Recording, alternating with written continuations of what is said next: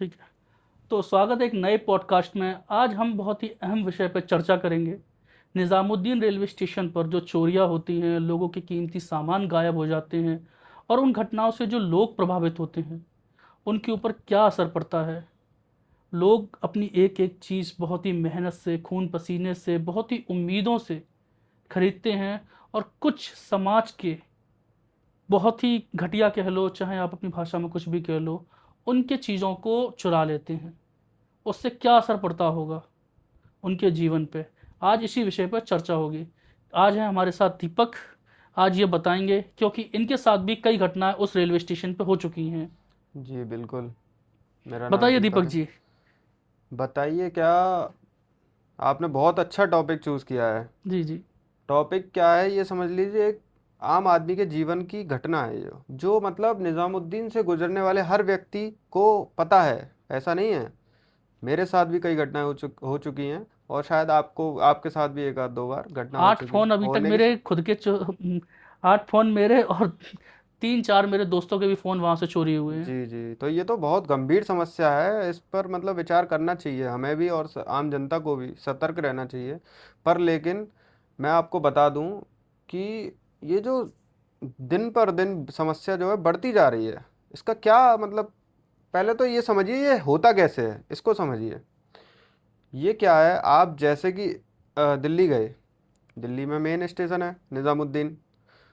आप या तो उतरेंगे या चढ़ेंगे या ट्रेन लेंगे या ट्रेन से उतरेंगे।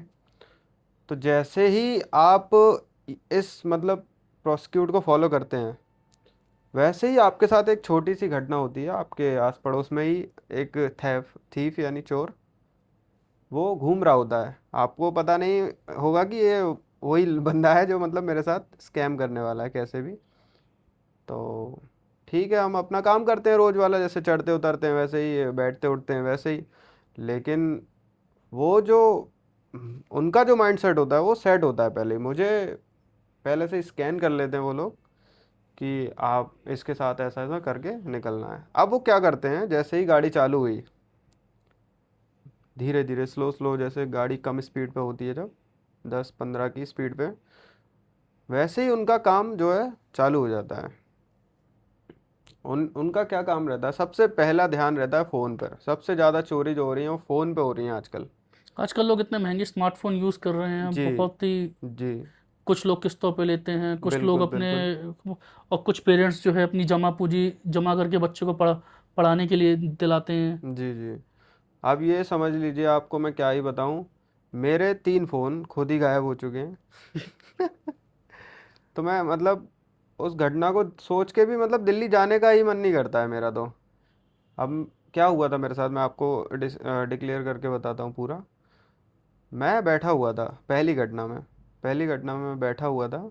रिजर्वेशन डिब्बा था मेरा, और अंदर से ऊपर जो गेट के ऊपर डोर होता है वहाँ पर मैं लेटा हुआ था। मतलब पीछे से अचानक मैं लेट के ऐसे फ़ोन चला रहा हूँ, पीछे से एक बंदा आता है, और एक आपस में बात कर रहे होते हैं। वो एक दूसरे से बोलते हैं, भाई यहाँ पे बंदा कट गया था, यहाँ पे आपको नहीं जाना है, यहाँ पे खड़े मत हो, आप अंदर चले जाओ, जिससे कि वो अकेला हो जाए। शायद वो अलग अलग हो, तो वो अकेला हो गया।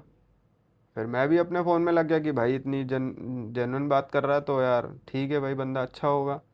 पर लेकिन कुछ टाइम बाद ही उन्होंने मेरे हाथ में से फ़ोन छीन के नीचे कूद गया।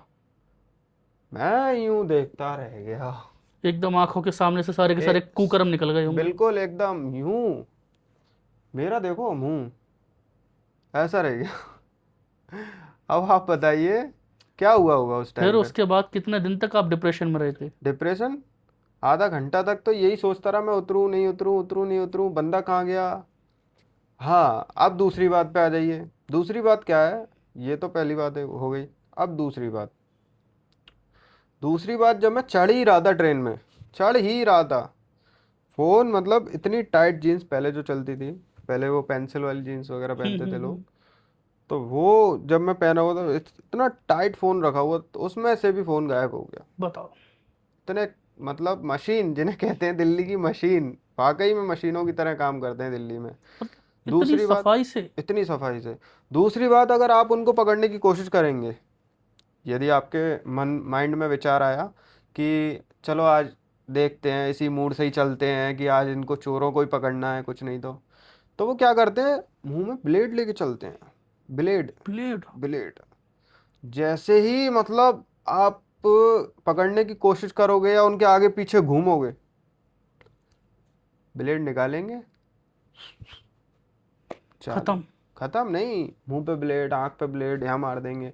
अब तुम बताओ, 10 12 15 20 25 हजार, 30 हजार, 50 हजार के लास्ट फोन के चक्कर में आप, मेरा तो इतना महंगा नहीं था, 10 12 का ही था, दूसरा वाला थोड़ा 15 16 का था, तो उसके चक्कर में मैं यहाँ खरोच वहाँ खरोच क्यों खाऊंगा।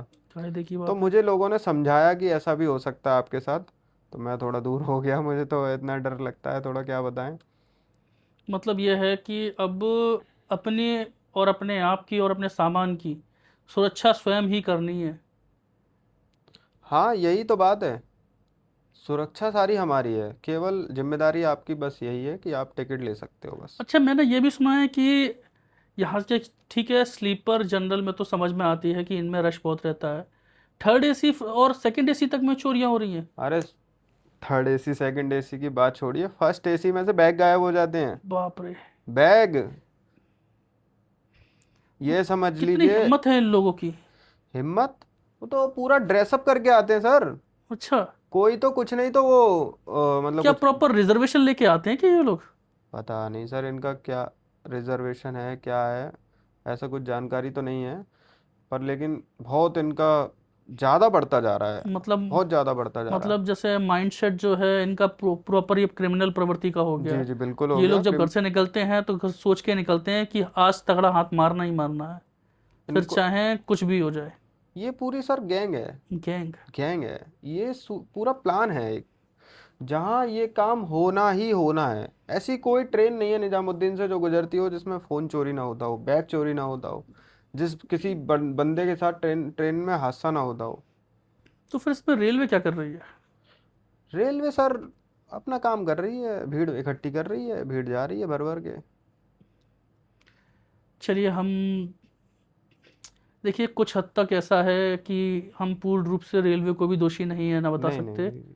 लेकिन हाँ, ये है, कहीं कहीं पे हमने ये भी न्यूज़ देखी है कि आरपीएफ ने, जीआरपी वालों ने बहुत सारे फ़ोन जो है बरामद करके लोगों को भी दिए हैं। लेकिन हाँ बस ये है कि हम लोगों को एक मैसेज देना चाहेंगे कि अगर आप नई दिल्ली के किसी भी रेलवे स्टेशन से गाड़ी लेते हैं या उतरते हैं, या आप उससे मतलब एक्स वाई जेड जो भी किसी भी काम से अगर जा रहे हैं, किसी को अगर आप ड्रॉप भी करने जा रहे हैं रेलवे स्टेशन पर, जी जी बहुत ही तो सतर्क आप अपने रहिए। सामान का, फ़ोन, पर्स वगैरह का विशेष रूप से ध्यान रखें, क्योंकि पैसा बहुत मेहनत से कमाया जाता है। आज का पॉडकास्ट यहीं समाप्त करते हैं, अगले पॉडकास्ट में फिर मिलेंगे। धन्यवाद।